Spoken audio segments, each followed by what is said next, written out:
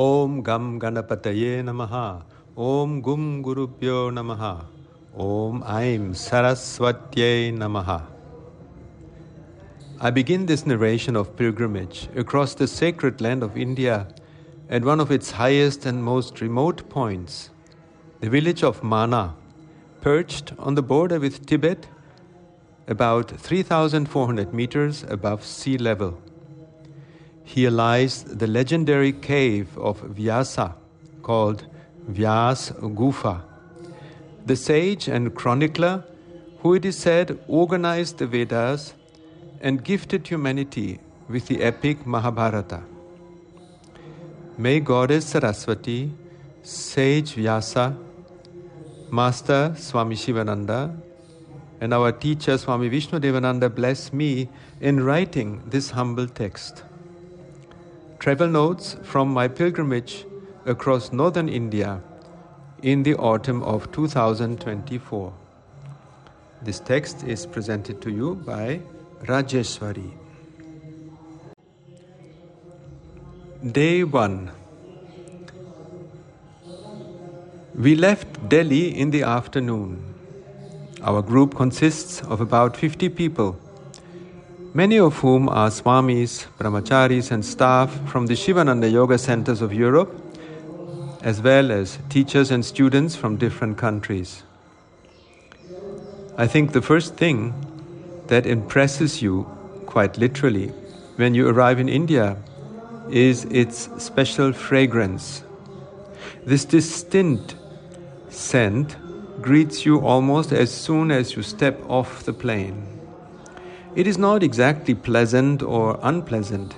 It's a unique mix of the Indian heat, big city smog, vibrant spices, oils, exhaust fumes, and a certain elusive element that, in my opinion, you can only find here, a sense of divine closeness, as daily life and spirituality are tightly interwoven here like nowhere else in the world.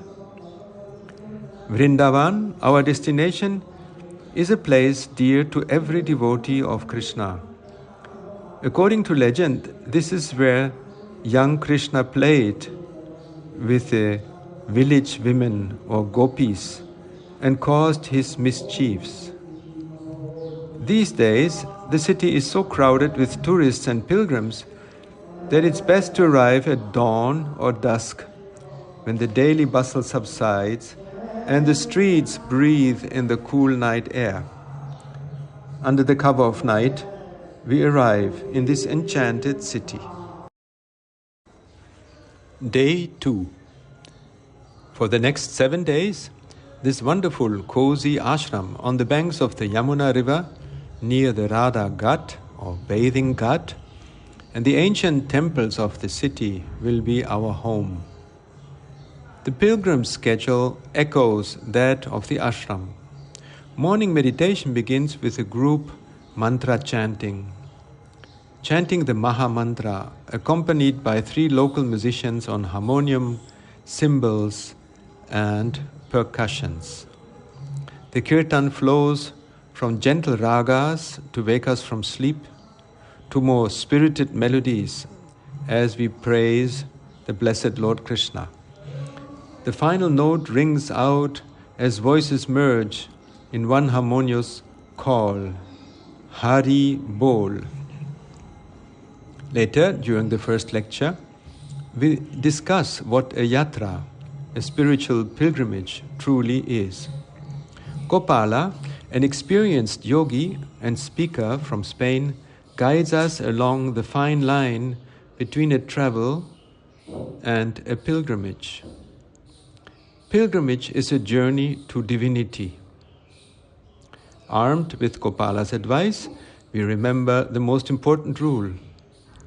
The ideal life is one without expectations. That evening, our Bhagavata Saptaha program, a 7-day journey into the subtle essence of life, begins under the guidance of Sri Venugopal Goswami.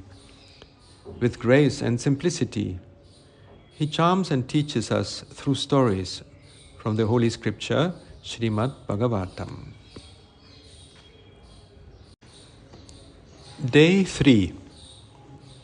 The day begins with group mantra chanting, and as our ears grow accustomed to unfamiliar melodies, we join in with confidence, harmonizing with the leader and catching the subtleties of the Indian scale. Yoga classes help us adjust to the flow and build endurance so we are less distracted by some physical discomfort and get fully absorbed in our spiritual program.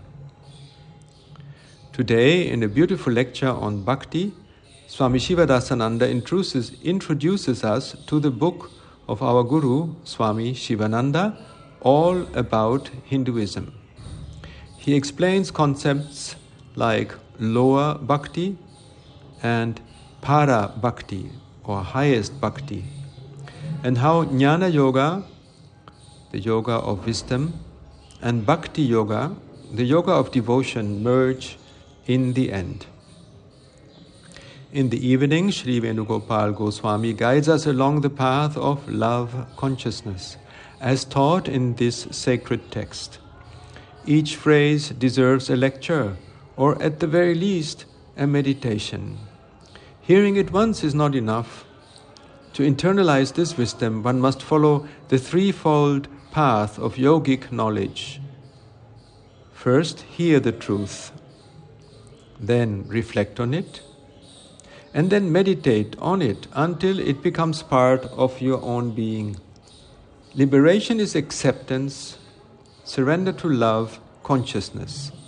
This is the journey.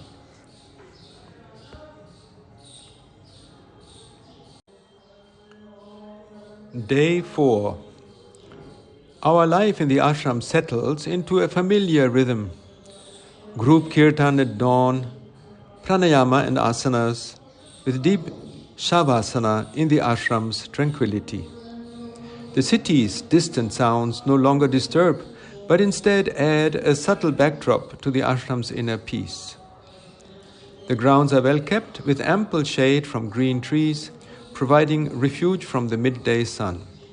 The ashram staff ensures everything runs smoothly, from sweeping the courtyard and keeping the monkeys at bay, to preparing nourishing food and decorating the hall for the evening program. It is a joy to see how the ashram functions like a living organism, each member's contributions harmonizing with one another.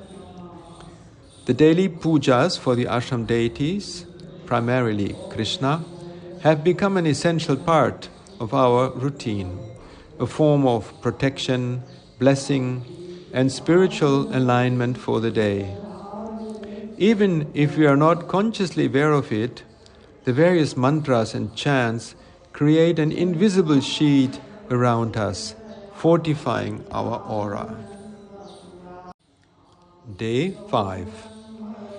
The day begins with a special darshan, or temple visit, at the Sri Radha Raman Mandir, one of Vrindavan's most revered temples, over 500 years old.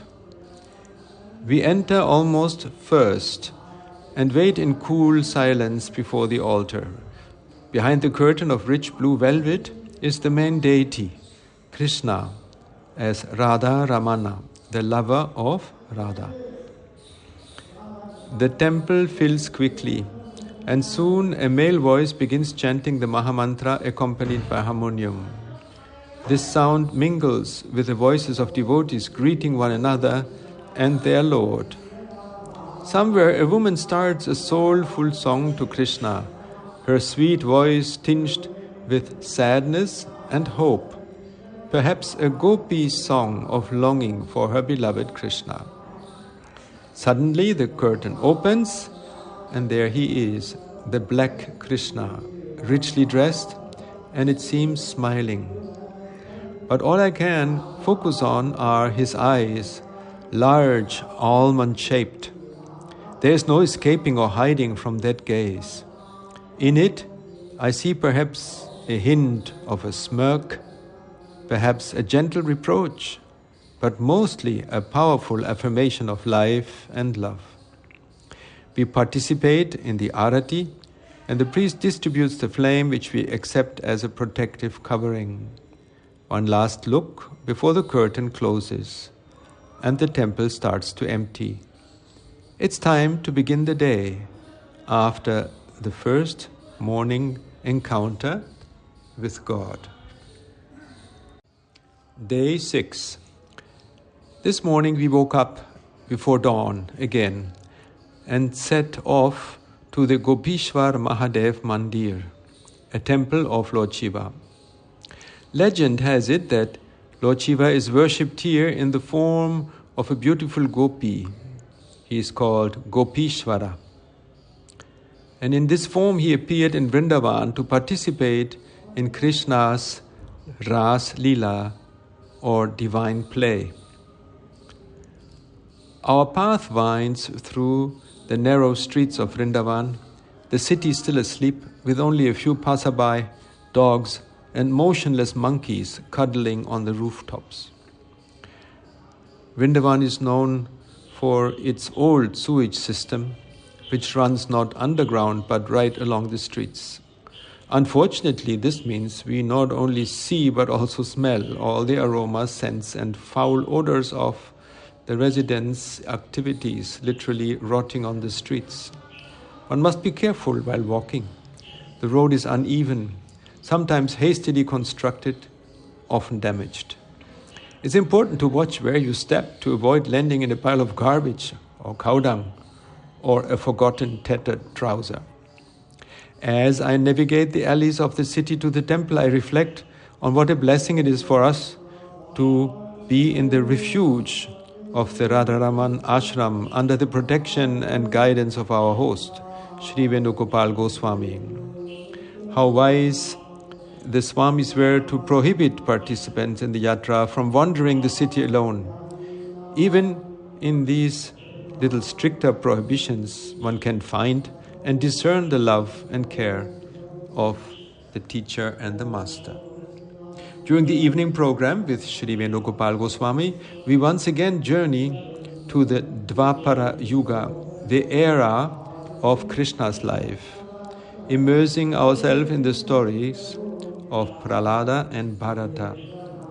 The lecture explains our senses are given to us to explore and know God.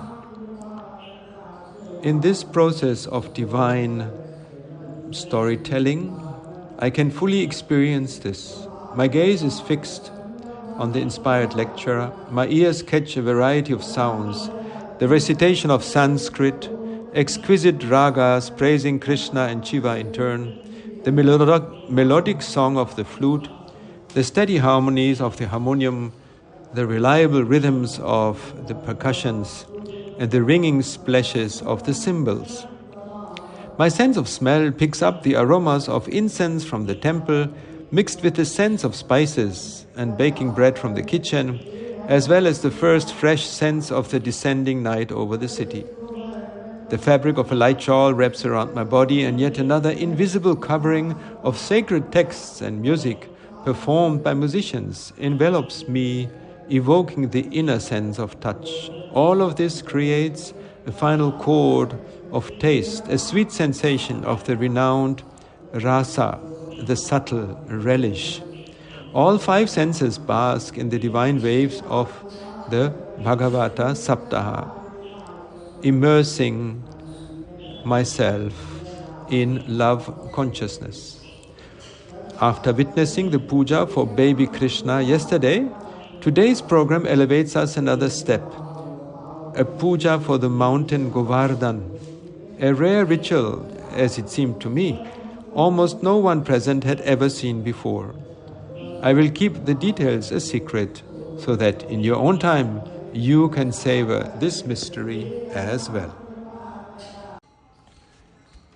Day 7. A new day brings up new surprises. Today it's a darshan on the sacred river Yamuna. We board the boats shortly after dawn, filled with energy as the river gently carries our boats along its banks.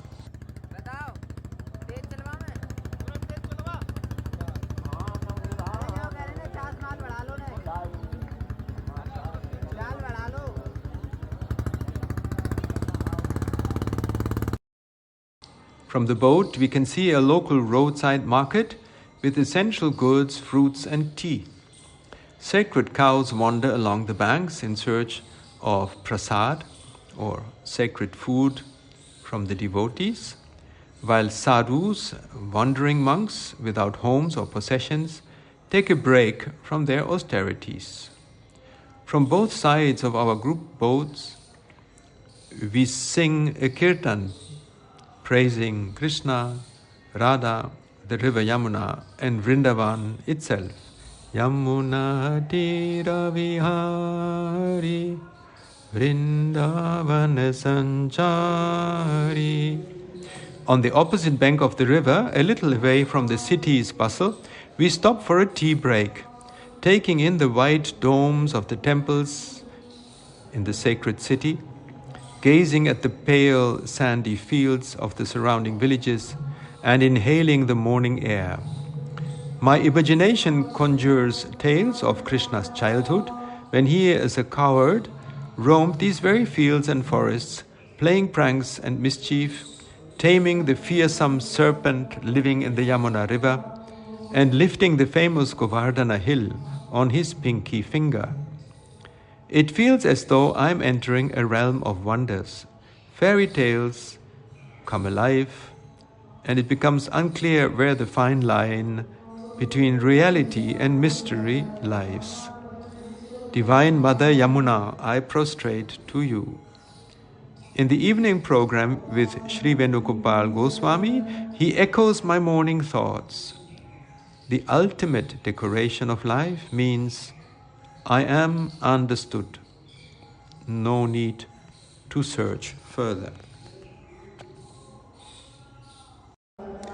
Day 8. Today is our last day in Vrindavan. Tomorrow morning, we will continue our journey further up into the Himalayas. The day began with a darshan at the Govind Dev Ji temple.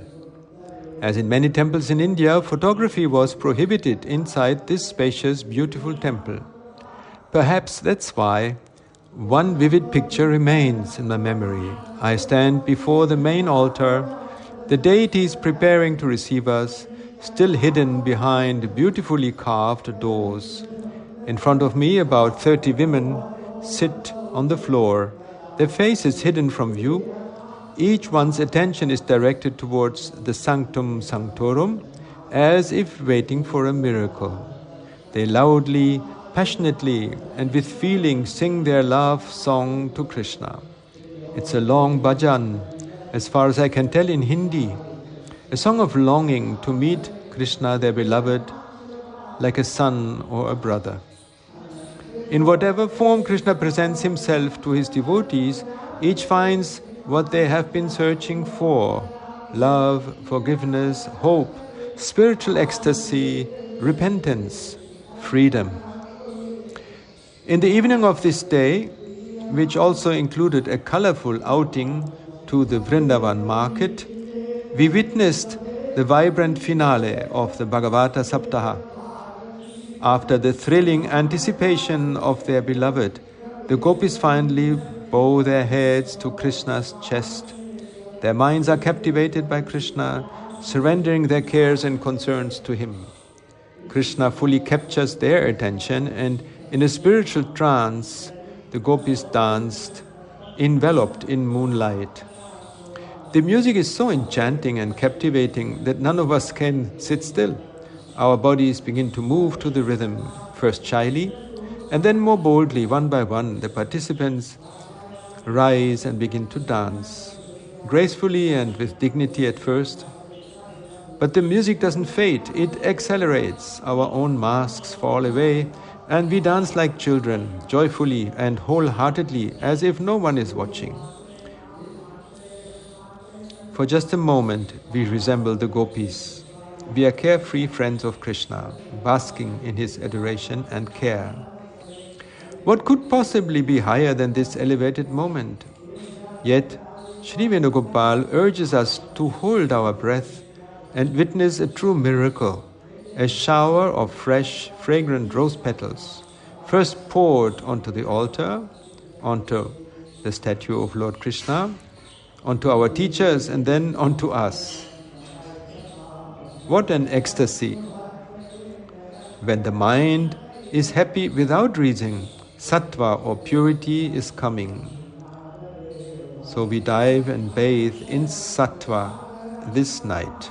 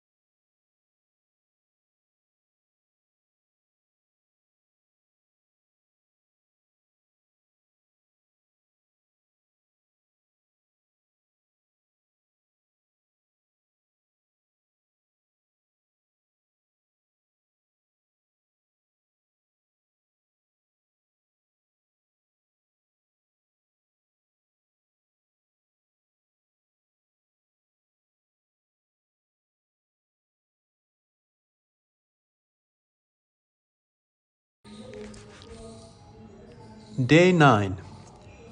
We spent the entire day on the road.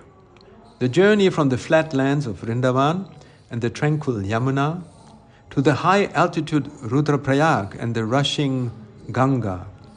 This journey takes many hours. I love spending time traveling. The journey gives me a special mindset. I hover between the point of departure and the destination, in a moment of impermanence, which is the true moment. On the road, the thin threads of attachment to one place are severed, and connections with another have yet to form. In this interval between two egregores, the mind becomes clear and calm, allowing for prolonged concentration on the image of nature outside the window, gazing far and high at the jagged horizon formed by the mountains. If you don't get caught up in the physical discomforts of long travels, you can spend time in silence, mantra, repetition, and contemplation. The delicate blue thread of the Ganga winds its way through the depths of the gorge, like a connecting link between the fresh impressions of the past and the yet to be formed future.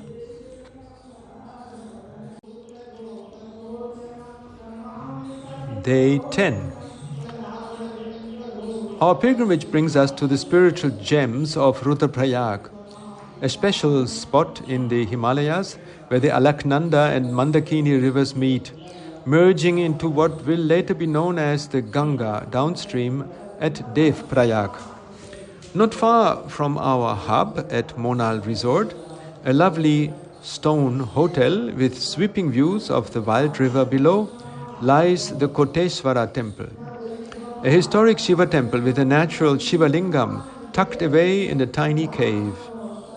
According to legend, Lord Shiva meditated here en route to Kedarnath.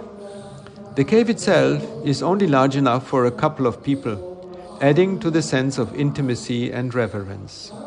Outside, the Alaknanda river flows fiercely, fulfilling its dharma, as Sri Venugopal Goswami said, heading resolutely towards the ocean.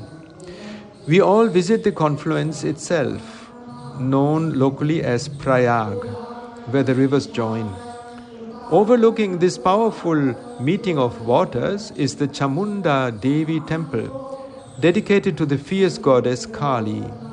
The black murti of Kali has a piercing energy, and today she is being honored by a woman priest who blesses us with two beautiful bhajans.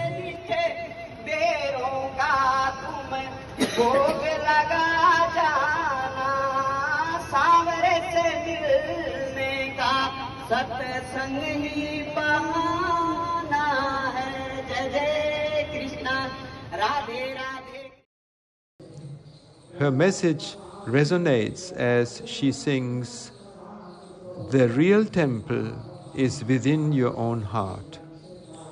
She repeats it over and over, as if urging us to remember and internalize this simple yet profound truth. On the way back, we stop at a traditional Gurukula, a school for young boys aged 11 to 18, who are immersed in the study of ancient texts like the Vedas, Puranas, and Sanskrit grammar. The students chant a verse which expresses a prayer for knowledge, skills, and a long life. Their clear voices carry through the space, offering us a form of sonar meditation. Day 11. We are back on the road, climbing even higher into the mountains towards our final pilgrimage site, Badrinath, one of the 4 dhams or sacred places marking the source of India's holy river, the Ganga. We arrive in the afternoon and settle into our hotel just a short walk from the Badrinarayana temple. This revered sanctuary, dedicated to Lord Vishnu, who meditates here in the full lotus pose, is the spiritual heart of this high-altitude town. That evening we attend the arati or light ceremony at the temple. Inside, the space is divided.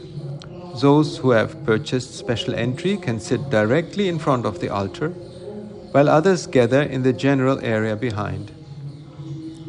Our group finds a spot close to the main entrance, giving us a good view of the golden calf altar. At the appointed hour, the curtain opens, revealing the temple's main murti, a dark granite deity said to have been discovered by Adi Shankara himself in the river. The ceremony begins as the priest from southern India carefully removes Lord Vishnu garments and ornaments and preparing the deity for rest. The evening arati concludes, and the flickering of the lamps illumines the divine figure one last time before nightfall. Day 12. In the morning, the part of our group heads back to the temple darshan. Later, we set off to explore Mana village, the last settlement before the Tibetan border. The village winds along a pedestrian path with quaint shops and cafes, giving it a peaceful, old world feel. Our guide takes us to the 2 ancient caves, one dedicated to Ganesha, where he is said to have written down the verses of the Mahabharata, and another to Vyasa, who is believed to have composed the Vedas here and dictated the Mahabharata to Ganesha. Nearby, the Saraswati river begins its journey. Legends say that Vyasa, working on his texts, was so disturbed by the river's roar that he commanded it to quiet down. Obeying, the Saraswati river descended into the earth, becoming a hidden river. Here we catch a rare glimpse of the river's source before it disappears into the rocks. Crossing the Saraswati River over the Bhima Bridge, a massive stone said to have been placed here by the mighty Bhima for his wife Draupadi, we reach a striking golden monument dedicated to the 4 Pandava brothers of the Bhagavad Gita. This is where, according to lore, they set off on their journey to the heavens.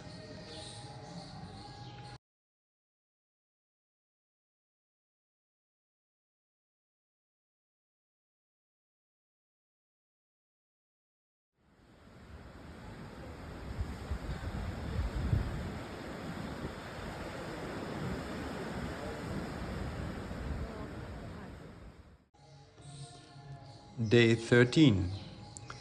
Early morning we find ourselves walking through the silent, sleepy streets of Badrinath for one last darshan or visit at the temple. It's remarkable how quiet and serene life feels here. With hardly any modern distractions, you are able to fully immerse yourself and imagine the simple, wholesome life of those in this secluded mountain town. At the temple, we wait our turn for the darshan. Entry to the main part is controlled by a list, which helps with order. But there is a clear impatience in the air, a powerful eagerness among the devotees to encounter the divine inside. Securing a spot close to the altar takes persistence and focus, but the effort is more than worth it. The priest slowly and reverently performs the abhishekam, or the bathing with milk and water of the deity, applying sandalwood paste to Lord Vishnu, then moves through the symbolic ritual of dressing the deity in elaborate garments, adornments, garlands, and powders. The puja culminates with the placement of a golden crown encrusted with jewels and finishes with the arati. I observe, humbled and inspired, as those around me receive darshan with deep devotion. A woman sits beside me, eyes fixed unwaveringly on the murti for the full 3-hour ceremony, seemingly untouched by the passage of time, as she absorbs the grace emanating from the black stone. I find myself reflecting on the superficiality of my own faith, the way the mind is prone to seek explanations, justifications, to question and doubt. Here, beside a woman whose demeanor radiates simple, unshakable belief, I witness the miracle unfolding, the profound impact of true devotion. Day 14. Today is our second to last day on this pilgrimage. Having reached the spiritual summit, we begin the descent, preparing to wrap up this mystical journey, this Yatra. In Rudraprayag, we are anticipating Diwali, a grand feast with Lakshmi Puja led by our priest Sri Krishna at Monal Resort. Fireworks light up the sky and countless lamps brighten our cozy yoga hall. Outside, the Ganga Ma roars as the night settles gently over our mountain retreat, the faint lights in villages' homes blending seamlessly with the stars above.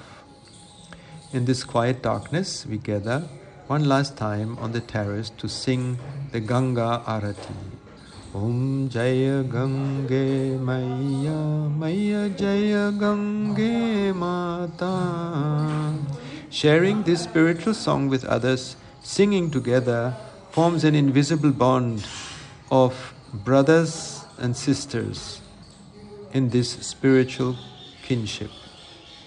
We are all of us children of the same divine and disciples of one Guru. Om Namo Bhagavate Sivanandaya. I mentally say goodbye to our teachers, Swami Durgananda, Swami Kailasananda, Swami Shivadasananda, whose love and care I have felt every step of our journey. Day 15. The day has come to end our journey. Bags packed, flight check-in completed. We say our goodbyes to our teachers and to our spiritual brothers and sisters and set out on our final descent, leaving the Himalayas behind and heading down to the foothills to a place that has long drawn seekers of truth. Once a humble village, Rishikesh has grown into a bustling city. What draws me most here is my spiritual alma mater, the Sivananda Ashram, founded about 100 years ago on the banks of the Ganga. The ashram remains active with a publishing house established by the teacher, a hospital, several institutions and other facilities. We make our way through Rishikesh's crowded, dusty streets, filled with noise and color, and finally step onto the ashram grounds. First, we visit Gurudev's Ananda Kutir. We take our time moving through each place, absorbing the peace and spiritual presence that permeates everything. Then it's time for a final visit to the Ganga. We walk down to the river's edge, where the water flows briskly, as if reminding us of the endless journey of seekers before us who have come to this very spot. We stay in silence for a few moments, each of us, I guess, offering our own private gratitude for the experience and guidance we have received along the way. Then we climb the steep steps up to the Samadhi hall, the temple, the bhajan hall, and the bookstore. Here everything feels pristine, tranquil, and orderly, each detail encouraging a meditative state. We linger as long as we can in the ashram, untempted by the vibrant market stalls and colorful souvenirs outside. We take one last prolonged look at the ashram and the river before making our way back to our bustling lives. Being honest with you, I always felt drawn to ashram life or the simplicity of a monastery. Yet, the karma of this lifetime has its own priorities. It's time to return home, carrying the memories of this journey like a fragile flame from the arati, lighting the way forward towards new heights, both physical and hopefully spiritual. Until we meet again. Om Shanti.